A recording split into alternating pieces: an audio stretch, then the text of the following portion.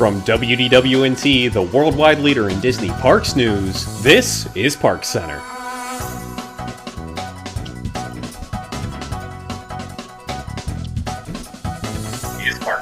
Hello there, everybody, and welcome to this week's edition of ParksCenter. My name's Ben, and joining me tonight we have Allison. Hello, everyone. Jill. Hello. Rob. Greetings from the Sunshine State. And Pete. Siva Ko. Hello, everyone. Good evening. Two things before we kick this off. One, those of you watching the video version might notice a very colorful sidebar. It is in celebration of Pride Month. And number two, Rob, from the Sunshine State? What? It's crazy. I mean, I might be in a Disney hotel right now. This may actually be the, I don't know if you can see it, this is the Bellevue that we're looking at that's here. my hangout. This is the Bellevue You were right in Lounge. my seat. You got the place to That's yourself where- up there. That's where awesome. I used to go to do work. Now I can't. That's what I'm It was doing here, fun man. time. Just working. Just getting it I'm done, shocked man. the Wi-Fi is good enough to do this show from there. I'm impressed already. We tested it. Ben was Yeah, on we did. early and we tested it. This is good. Yeah. When there aren't So- that many other people using the Wi-Fi, it's great. Yeah. Right? Yeah, Exactly. One person Yeah. in the whole place. Well, let's kick things off with a bit of a rarity for this show. We have some very breaking news here, less than an hour old at the time that we're going live with this. Disneyland Resort has canceled its July 17th reopening. The theme parks will be delayed. We've got the full announcement up on our website as well. You can read there at your leisure. Downtown Disney will reopen on July 9th, it seems, or at least at this point. But they are holding the July 17th opening of the parks until it's sometime after July 4th is all that they've said at this point. So that is it's a bit of a shocker to me, at least. They just came out of the blue with that. One thing I do want to throw out is that Orange County, at least as of earlier today, said that they have no plans to cancel Walt Disney World reopening. But do we think that Florida's next? Do we think that this is going to be a trend that's going to be Disneyland and Florida both delay their park openings because of this, or is this something special about California that's going to make it just there, but Florida's going to be fine? So just to be specific, the Orange County announcement about Disney World is that Orange County has no plans to delay the Good reopening of Walt clarification, Disney yes. World.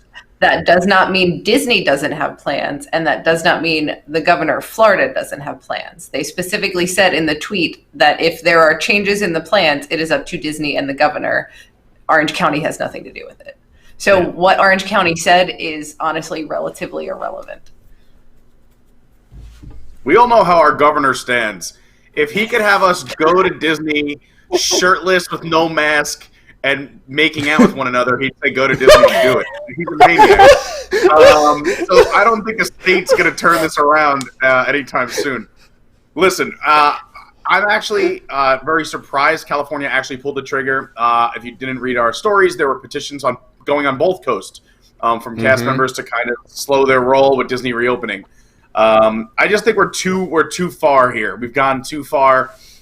Resorts have already reopened. People are in the resorts. They've already started their bookings for all the parks reopening. It would be such a ordeal to turn this thing back around. It wouldn't be impossible, but it would be a large production.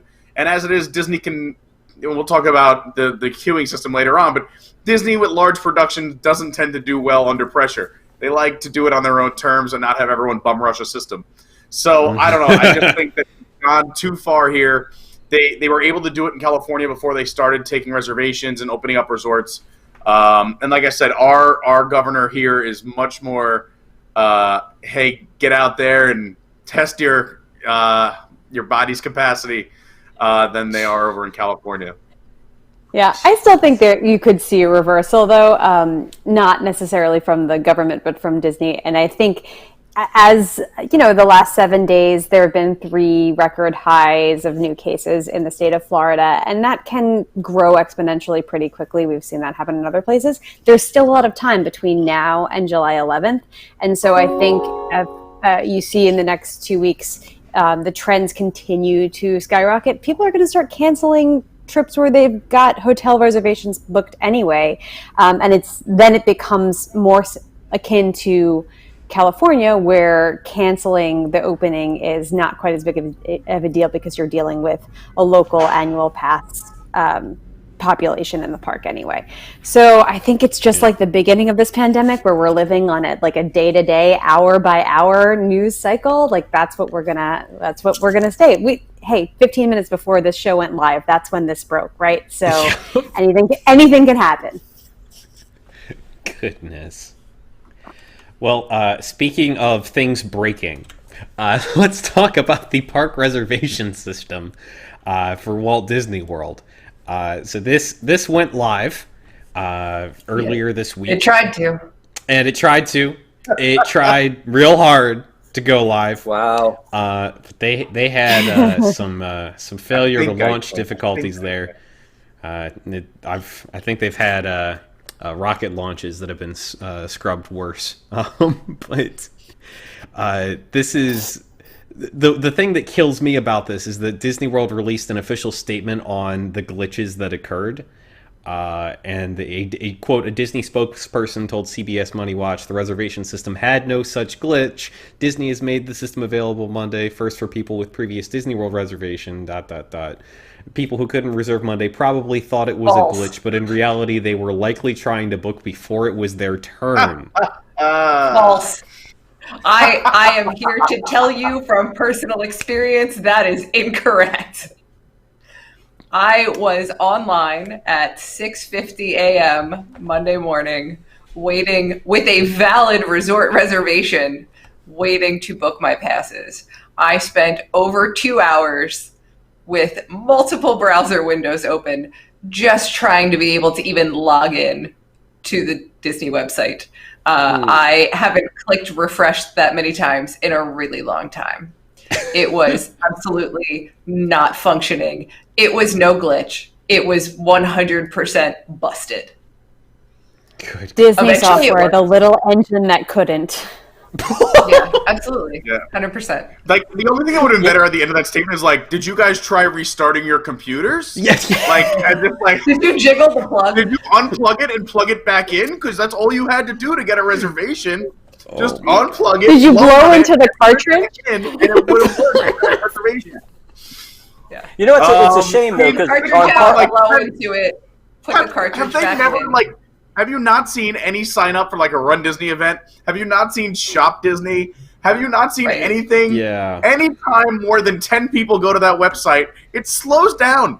I don't know. I always make the joke like we should put Ben on it. Like let Ben go fix MDX. No, and please I don't would throw do me that. in that briar patch. Please, legitimately. Fire patch. Listen, Rob, I did you wasn't have surprised something at with all. this? Like, I mean, I told everybody I don't have a hotel room reservation because I'm what you would call quarantine poor. So I can't just run around all willy-nilly making room reservations like the rest of the panel here. But I'm just going to keep my fingers crossed for Friday where I can hopefully go to a theme park again.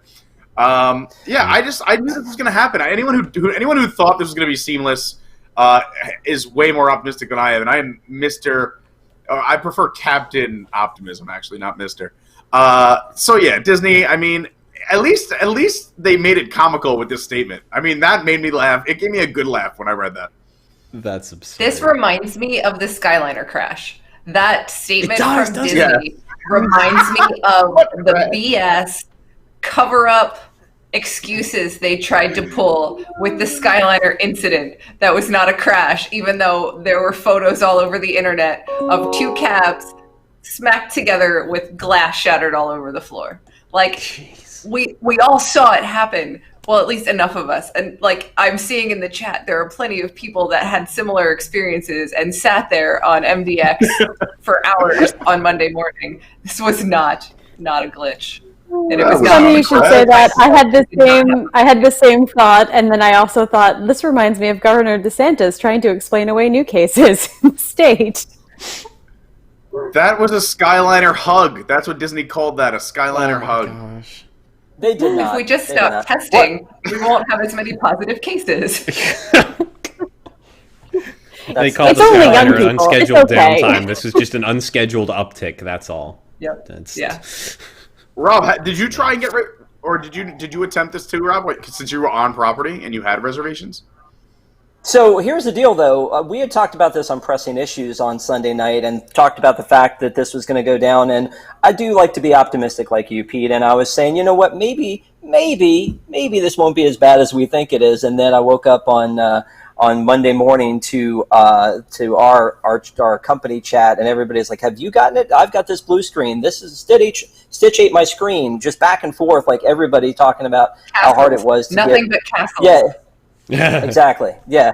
So, but everybody was talking about that. But one of the things we brought up was they didn't really reserve this for people who were trying to get, the first couple of weeks of July. They let anybody who had a reservation in 2020 go on and book. And so I feel like they should, like, if they wanted to avoid this, they should have done it in some sort of assign you a number, almost like a virtual queue, but like pre-queue everyone that already had reservations, and maybe they could have avoided this, and people like Jill wouldn't have had to have gotten up at 6 o'clock in the morning so that they could go on and log in and just get a whole barrel of disappointment.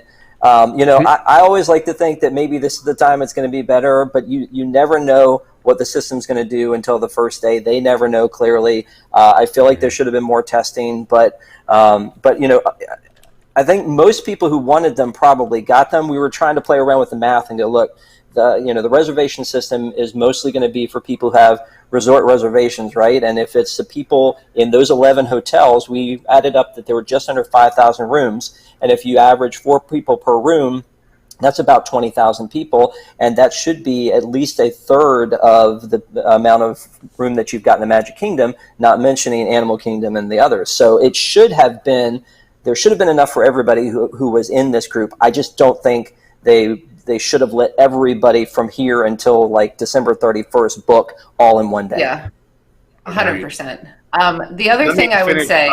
please put me on your room reservations. Thank you.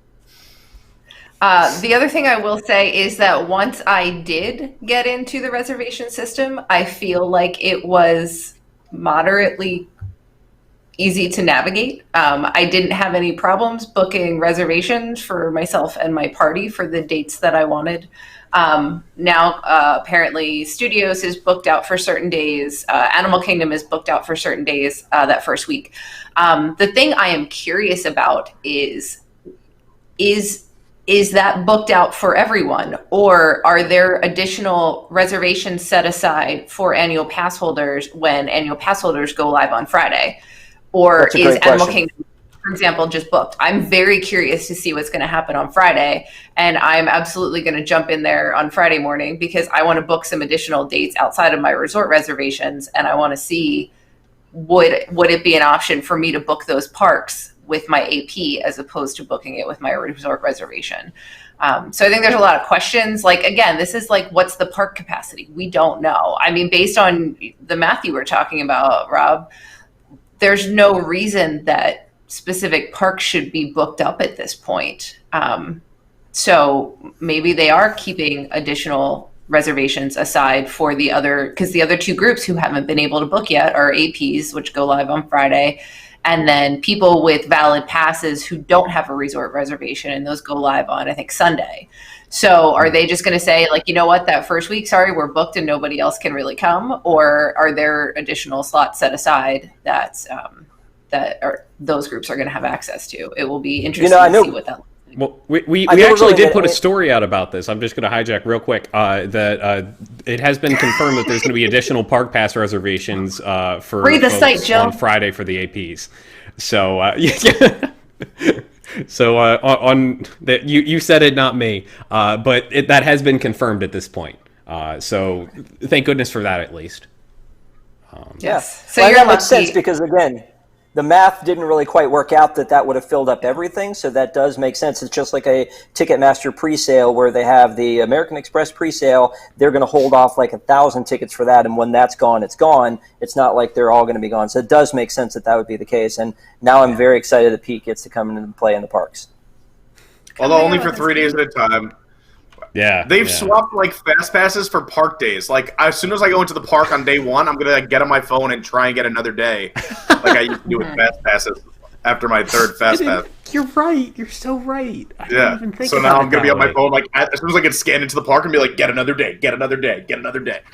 We are all going to be gaming the system in just a brand new way, aren't we? That's beautiful.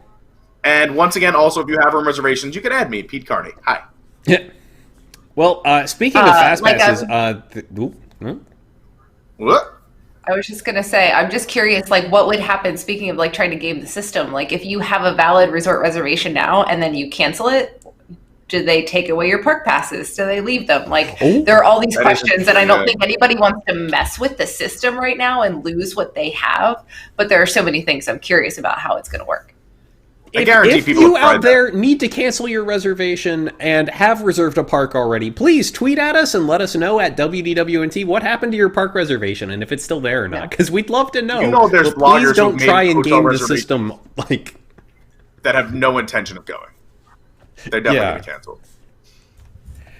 So Anyway. moving on. That topic was very good but very long. We have found out at this point that there are going to be no virtual queues or single rider in Walt Disney World once they reopen, including critically Rise of the Resistance. It's going to be standby. I'm a little terrified by that concept. This is a weird choice. Yeah.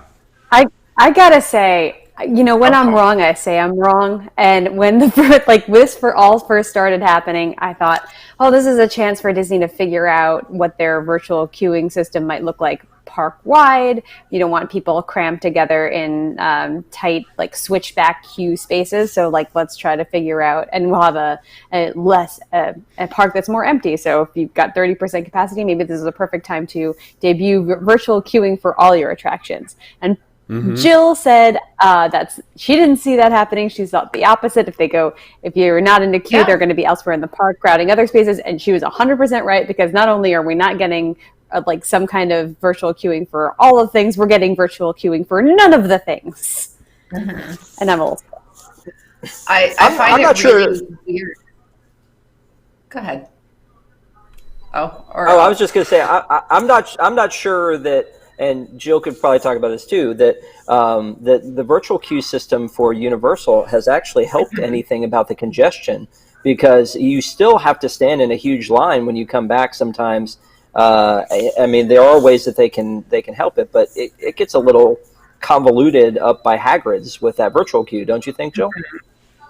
So here's the weird thing about I was able, thanks to virtual queue, I was able to do Hagrid's 5 times while I was there. It was amazing. Are you kidding me? Of those, I'm gonna but sorry, Pete. Let me just tell you, you did it wrong. I'm sorry, but you did it wrong. Ooh. Go ahead, teach me your ways, because I'm gonna pass out right now. Here's the story with the virtual queue, Pete. They drop additional times throughout the day.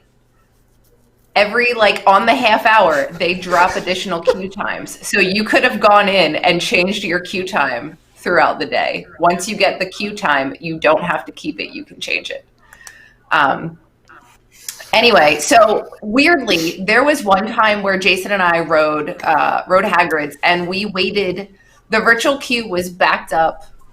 There were times where I saw the virtual queue backed up out of the Hagrid's queue entrance, down past the train, and out into all the way into Lost Continent. It backed up into the other land. Then there were times where I rode Hagrid's where I literally did not stop walking until I entered the ride vehicle. Nice. Universal clearly has some kinks to work out in how they're distributing virtual queue times, because it was very, very different experiences. There were 2 times I waited. There were 3 times where I pretty much just walked on the ride with the virtual queue.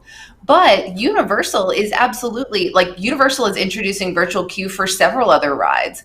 They have it for Jimmy Fallon, they have it for The Mummy, they have it for Fast and Furious, they have it for King Kong, all rides that never used to have virtual queue. So I find it really weird that Disney, that had a virtual queue system in place with Rise, is moving, is shutting that completely down, whereas Universal, that really didn't have a virtual queue system, is now putting one in place for multiple rides. And no, it's really not necessary for Jimmy Fallon to answer Google's question in the chat. But again, like, it's required. There, like for Mummy, it was required when we went on. If you tried to enter the Mummy queue with, and I don't think this was consistently happening, but at certain times, if you tried to enter the Mummy queue without a virtual queue time, they basically made you go stand off to the side, get one, and then come back when your time came up. And so it's, I think some of it is training people to use the virtual queue. I think some of it is forcing them to do it so they know how to do it and they do it. Yeah. And just this week, there's only been 3 for me every day that were virtual queue. It's Jimmy Fallon, Fast and Furious, and Hagrid's. There's not been options for anything else. While I've been in the here, app. so. You just have to know where to find it. Oh, I promise. Wow. I promise. It's in the app. You just have to know how to find it. Not only did I only get Hagrid's once out of the 3 days I went, I had to wait 55 minutes in line for Hagrid's once I was on the virtual queue. So you should have come to the parks. Can't wait to go to Disney. Anyway, let's talk about a story that I was right about. Yeah, that's fair. This is one where it seems like everybody was right except for me on this one. I very much predicted that Not So Scary was going to happen, and they have gone and canceled it. So, whoops. It's done. The tickets have been canceled. I believe refunds are being issued for all of these at this point. So also included in that is H2O Glow Nights for the 3 people who booked that. So I love H2O Glow. It's the best. It's cool, but it. No one goes. At this point, which is why it's cool. At this point, the Christmas parties are still on the table. Like we don't know if they're going to get canceled or not, but they haven't pulled the trigger yet. I'm honestly stunned. Like, a lot of people here said it was going to happen, but I thought like a hard ticketed event in a capacity limited park was just a no-brainer. But here we are. I said it a few weeks ago. How do you run an event where your special events are fireworks, the parade, and getting handed candy? Those are the 3 things that they can't do. So what makes this party special? Why are you paying $110 to go, and what, you can't do special character meet and greets? What, you can stand 6 feet away from them? This is a useless party. I was nervous they weren't going to cancel it. I think Disney is doing the responsible thing here by not robbing guests of their money for something that won't be that special. I agree they're doing the responsible thing, but the parades and fireworks. Like, it's responsible to do that, but it's also not good for their bottom line to do that. That's the thing that gets me. It's like, it makes no sense. Why are you just giving people their money back? But think about the negative feedback. Like, think about all these people who would have paid on top of their annual pass or everything else, and they go and they say, like, yeah, the park was empty, but there was nothing to do. Nothing made this a Halloween party other than the lights being purple and orange.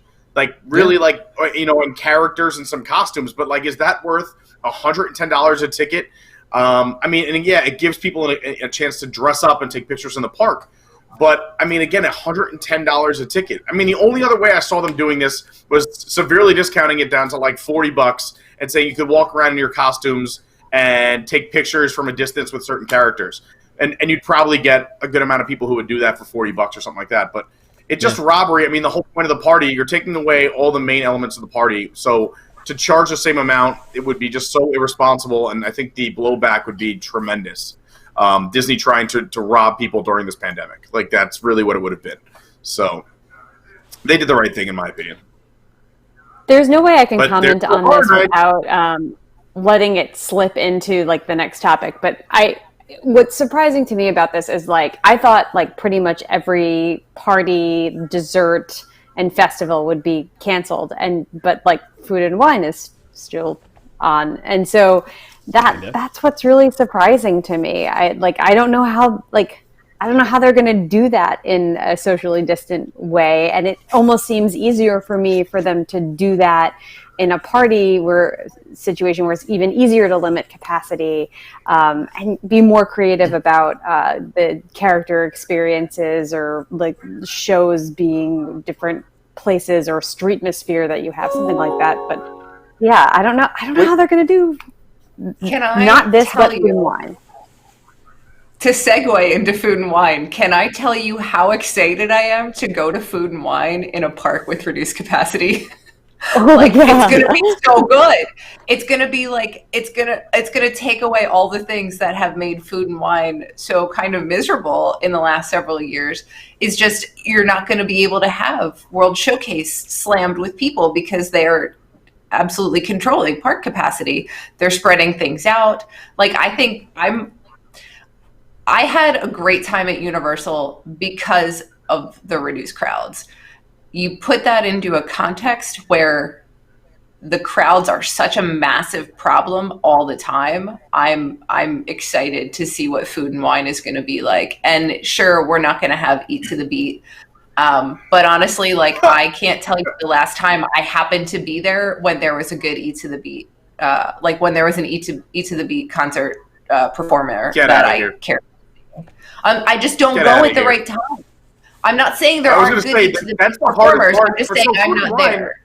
Yeah. No, Food and Wine. I mean, I get why they're doing the booths. With less booths, you can space out that line with a certain amount of people, or even cap it at a certain point and say come back on another lap. They can easily do markers, and there's plenty of room. There's going to be lots of space at Epcot, especially with limited capacity, where you can space those booths and put 6 feet behind parties. I was really hoping for an Eat to the Beat. I knew it was impossible, but this is the best musical acts of the year for any festival. I'm super sad I won't get to see Boyz II Men every year. I look forward to. It's always the first weekend in November, and also all the other acts. Even like the worst acts. Like, they're still fun to go do, and that was a big thing when we moved down here last year. It was so nice that after work and Lauren would get home, like, we could just go walk around Food and Wine and listen to whatever acts were there. That's going to be real tough for me and sad. We lost Eat to the Beat. Like, that was such a cool part of Food and Wine. That entertainment every night, watching the sunset, hearing these bands of yesteryear. It stinks. I'm sad about the Eat to the Beat, but good for Disney for the Food and Wine thing. I mean, and that is another way to make up some more money. Instead of having no festival, and they're starting it in July instead of September, you get all that extra bonus income from the booths for the extra month and a half. So that's one way they can make up some of that income from the Halloween party. Here's another thing, though, is I'm not sure that I care as much about – I mean, I'm very excited that Food and Wine is coming back, but I think this was almost essential for Disney to do to distribute crowds between the 4 parks, because people are going to want to go to Magic Kingdom. People are going to want to go to Hollywood Studios for Rise and for Mickey and Minnie. They're going to want to go to Animal Kingdom. But because Epcot is sort of a war zone right now, you're not going to have Remy opening up yet. You're not going to have Play Pavilion. They are going to leave Spaceship Earth open. I think this is one of those things where they needed to have a little bit more draw for Epcot, because it's the biggest park for being a people eater, this is one of the biggest, sexiest events they do. So I almost think they had to do something in some kind of way for this. Yeah, it is a sexy Food event. and Wine sexy. That's okay. It is a sexy I'm not going to event. fight you though. But... The music, bop, baby. Yeah. I'm not wrong. I'm not wrong. Every morning there's a halo. Jeez. Well, every morning there's not a free Magic Band hanging in your doorstep anymore, because that is over, or at least going to be over very soon. In 2021, the complimentary Magic Bands for hotel guests is being discontinued. This is honestly something I was very much not expecting to see. I thought that Magic Bands were just going to be how you operated at Walt Disney World, between the FastPass touch points and the hotel rooms. This blows me away. I don't know how they're going to handle this. I've got I've got mine. I keep it in a wrist watch. My display holder, used to be behind me, but So I just want, what are we like, gonna the discontinuation of free Magic Bands for resort guests is completely not the same thing as the death of Magic Bands. Like, Disney will still sell these to you for $20, $30, whatever, depending on if you're buying limited edition and what have you. You will absolutely still be able to buy these, and I think people absolutely will. I think, to me, it was frankly surprising that they continued giving away free ones to resort guests for such a long time. I think they wanted to kind of train people to use them and get used to them, but I think they've done that for a long enough time. I think a lot of people that are resort guests who are returning resort guests already have dozens of them like we do. Maybe not dozens, but like certainly just the free resort Magic Bands that Jason has is like an obscene number. So it's, I don't know. I don't even remotely equate the discontinuation of free Magic Bands with the death of Magic Bands. I don't think they've invested so much money in this technology. I don't think Magic Bands are going away anytime. Yeah. So first of all, let me say thank you to Stephen Brown for the super chat for Ben, $10 to buy a Magic Band. Thank you. Yeah, so he's hooking you up. Secondly, I was going to say that, the thing that surprises me about this, I get that it could be to save some money. I mean, obviously, the company is hemorrhaging money. You close down all your parks around the world for 3 months. You need to make that up somewhere. I get it. But the idea that they would take something that is promoting contactless check into the park, contactless paying, the things that we need right now, and to go in and say, okay, we're not going to provide those in 2021 for guests, that's a little bit weird. It's almost counterproductive to the situation. I would have preferred that they added $10 to your resort reservation so that you get them when they're still included, and they could kind of eat up the cost that way. For me, exactly. But for me, part of it is, they do it for parking. Why not, right? But for me, the thing is that with Magic Bands, I'm the same as Jason. I'm addicted. I love Magic Bands. I think it's great, to have them. It's a lot of fun to wear them. But at the same time, like, I have enough free ones at this point, so it's not really for me that I'm upset. It's for my friend and his family who are coming in May for the very first time ever, and they won't get that excitement of that Magic Band box coming to the house and being, seeing all their names on there and being really excited about that. And they're not going to pay $10 for a hotel room key. If they go, oh, this is basically just my hotel room key, I'm not going to pay $10 for that. That's ridiculous. So, I don't know how much plastic it costs to do a room key, and if they're still going to do, go back to the keys to the world, or they're just going to rely on the app. But I feel sorry for the people who it's going to be their first time coming, and they're not going to have that magic moment of when those Magic Bands arrive, because even though it's not something we've had forever, it is a very cool moment. Even for me, as many times as I've been, when I get that box, I'm like, it's happening, we're going. Don't you think, though, how you could have upgraded now where they had that in place where instead of the standard colors, you can pay a few extra bucks for the Magic Bands? I'm convinced that they will still have an option for everyone to order those Magic Bands and get that box before you arrive. They will. You can still in 2021. They've confirmed that you can buy a Magic Band. You're not losing that box experience. Now you're just paying for it. And you're right. Like, I don't know how many people will do it, but anyone who talks to anyone, whether it's a travel agent or someone who's their Disney expert in their life, will probably tell them to get the Magic Bands. That it's worth it. It's a good souvenir. I would still get them if it was me traveling as well. Obviously, you guys know I love Magic Bands too. To me, again, and I think, like Jill said, this is not the death of Magic Bands. If anything that becomes more collectible, like now that they're not free, people are going to want them even more. It's going to be a status symbol in the park. You don't want to be the person without a Magic Band. I disagree. I don't want to feel nickel and dimed about the whole process, the whole thing. Yeah. Right. Yeah. No. But Disney started the nickel and diming when they started charging for resort parking. It's nickel and diming is the order of the day. Which also upset me. Oh, But totally. they weren't the first ones to do that. I mean, people have, like, I had to pay for parking in DC and other places when I go to other places, and surprisingly, to my family and friends, I do go other places other than Disney. But when you go to most of these places, if parking is at a premium, you have to pay for parking. So I think the fact that it took Disney World this long, like Disneyland had to do it, and I was upset about that for the same reason. I was like, I never have to pay at Disney World.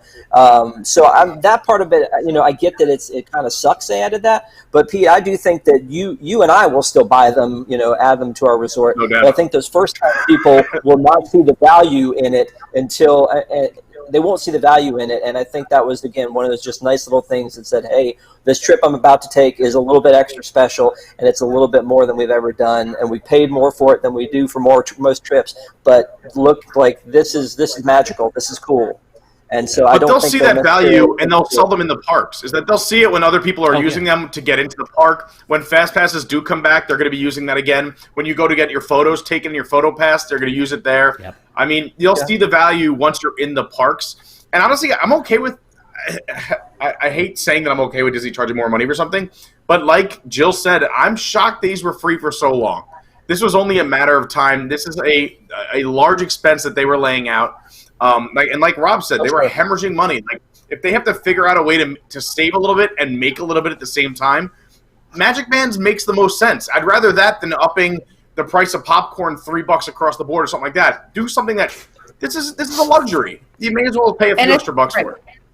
Especially for something that, on average, a lot of resort guests don't need because they already have. Like, you're giving people something they don't need and don't want a lot of the time. And I think that's why it's smart to retract the freebies for everybody. I think absolutely you offer to sell them at a, relatively decent cost to people who want them as part of their resort reservation. But giving them away free to everybody was just like, it was kind of, as far as Disney goes, with being kind of cash grabby lately, it was kind of like the weirdest thing they were still doing. I still think that it would have made way more sense if they just if they increased the cost of reservations slightly and gave you a $50 gift card if you declined MagicBands. Okay, that would be fair. I was going to say, don't force everyone to pay for something that only a percentage of the people want. But they already give you gift cards for opting out of room service. Just do the same thing for bands. It's more work for them though. I know it is, but the guest experience is better. It could get so complicated, and Disney needs to not be complicated. There should be an easy way, though. They track every time we go to the parks, and they know how many trips we've taken. So it should be an easy way for them to go, this is maybe check a box says, is this your first time coming to the Walt Disney World Resort? Check that box. We'll send you some MagicBands. There's still going to be that option when you do your resort reservations. I'm telling you, you're going to see buy MagicBands. It's going to be an option. Oh, yeah, it is. We know that. By the way, Eric Morton is in chat, and he said that Bob Chapek will probably say that these that we already have are legacy bands, and they're not going to work anymore, and we're going to have to buy new ones. And guess what? I would buy new ones. I would do it. I would. The one thing they need to do to get me to buy another the one thing they need to do to get me to buy MagicBands again is to have replaceable batteries in these. Yeah. So that I can Phenomenal Brandy says you get to pick one free thing: a MagicBand, housekeeping, or complimentary bread service. You can't have it all. I think that's going to be the post show right there. I love it. But we got one more topic before we get out of here. It partly disappeared. Oh well. So we've got we know for I've gotten entirely flustered now. Wow. 2021 hotels, they're open. We can book them. This is a decent chunk of the related to the MagicBand story we just covered. But we do have some dates for when hotels are going to be opening up, and we also have the ability to book for 2021 and onward at this point. This makes sense to me. I think it might be a little early for some folks to be booking 2021 given our current climate.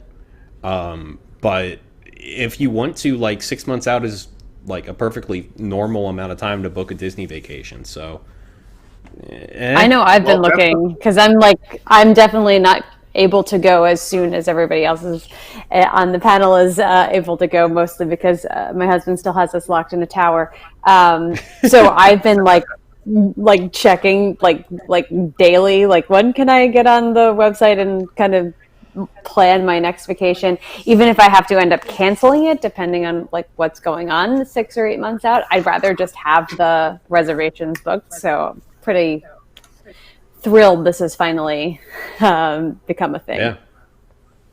Hey, whether Disney likes it or not, 2021 is their 50th anniversary.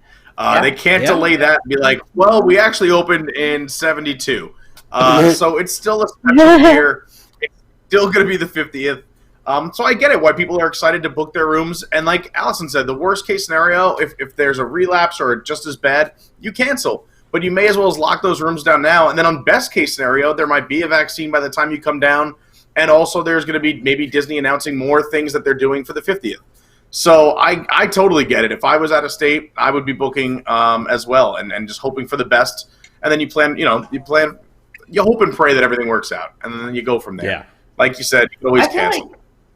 Yeah, I mean, I think we've been sold a pretty convincing line that we're going to have a vaccine by, the first half of next year. And I think people are probably really betting on that, as much out of like hope that it's true as, scientific accuracy probably.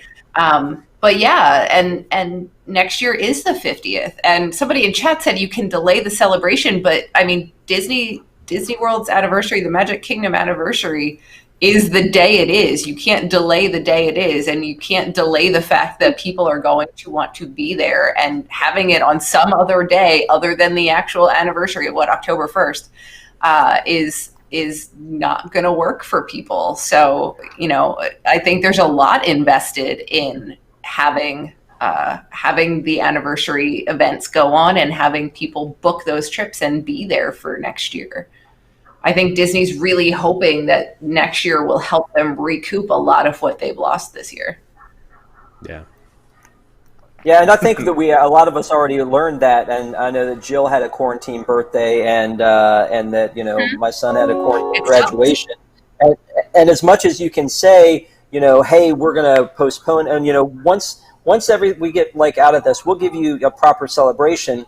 It still makes that day pretty sad. For my son's graduation, he put on his cap and gown and sat on the couch, and we watched it on TV, and it's just like, they may have him walk again in 6 months if things are open, or it could be a year, but it's just not the same as doing it on the day.